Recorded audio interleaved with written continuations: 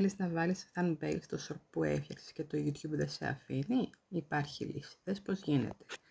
Αρχικά πας στο YouTube.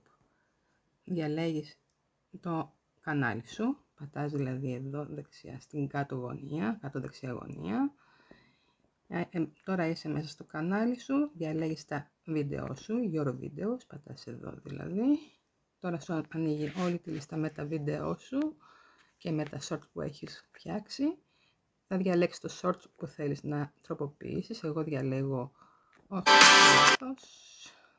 εγώ διαλέγω αυτό. Οπότε πατάω στις 3 τελίτσες και σου ανοίγει τη λίστα και εδώ λέει edit. Πατάς πάνω στο edit και πάνω αριστερά έχει τη φωτογραφία και έχει ένα μολυβάκι. Πατάς στο μολυβάκι και τώρα σου ανοίγει το βίντεο σου και εδώ έχει τη scroll bar και διαλέγεις τη σκηνή που θέλεις να αποθηκεύσεις. Εγώ ας πούμε διαλέγω αυτή τη σκηνή και νομίζω ότι μπορείς να γράψεις και ένα text άμα θέλεις. Τι να γράψω, κάνω surf wing foil βασικά, αλλά βαριέμαι να το γράψω.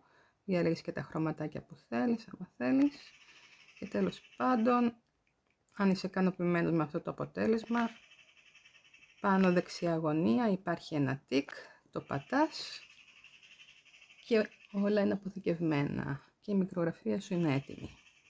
Με ευχαριστείτε αργότερα.